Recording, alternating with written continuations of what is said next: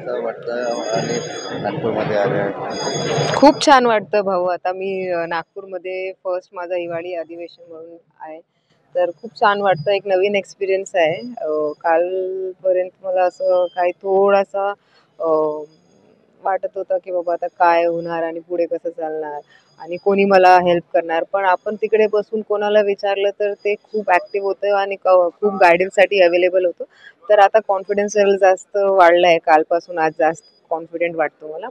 बस आणि नवीन पद्धतीने काम करायचं आहे, कसं करू आणि पुढे कोणकोणते विषय जे माझ्या मतदारसंघाचा आहे आणि पूर्ण महाराष्ट्रामध्ये काय विषय असेल तर कसं मांडू हे यावर माझं लक्ष आहे आणि ते खंबीरपणे आपण ज्या कामासाठी लोकांनी आपल्याला निवडून दिलं आहे, त्या कामासाठी आपण काम करू आणि जे जे विषय आहे त्यावर चर्चा करून जे विषय असेल त्यावर आपण विषय आता उभे करायचे तर ते पण उभे करू आणि काम करू.